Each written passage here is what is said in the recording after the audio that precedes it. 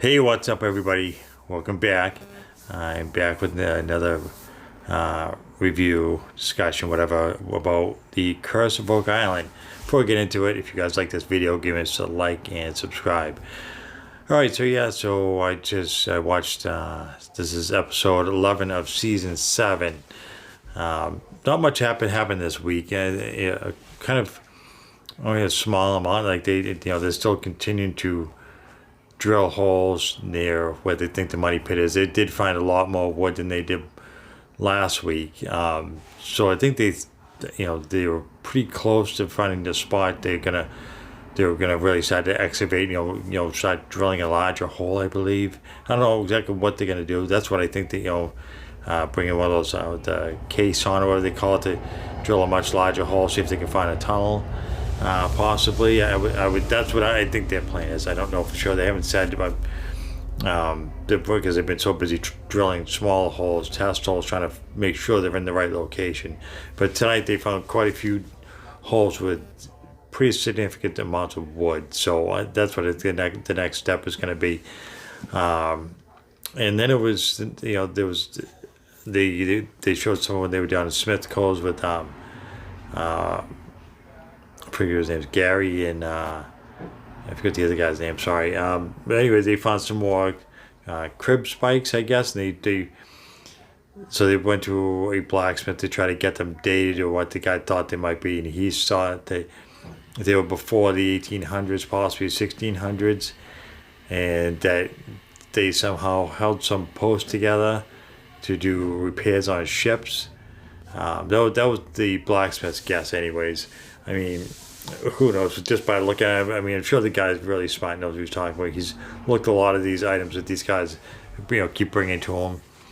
So he's probably an expert on this stuff, I'd imagine. But still, without using technology to kind of trying to date stuff.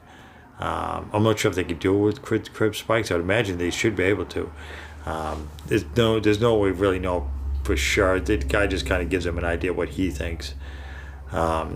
So that was kind of interesting. They had a whole bunch of them. Had about 8 or 10 of these spikes, and and they showed them they excavated more of Smith Coves, a little bit more. So they had some of the larger logs out, and they cut off the ends of one of them to try to get it dated, to figure out, at least I guess they can figure out when it was cut, so they can kind of get an idea of how long that piece of wood's been there and what year it was cut down. I guess I don't know how they could do that, but they can figure out how old the tree was. So that was kind of cool. It should be interesting to see what the results of the test are of that. See how old the wood is that they're finding in Smith's Cove on the the new outlet that they did. And the third part of tonight's show was down at the swamp, and they were trying to find anything really. They kept thinking there was a stone walkway. They really couldn't tell because it kept getting flooded by a lot of the mud in the water. There's still, and it was the areas just a swamp, so trying to keep the water out was proved to be very difficult.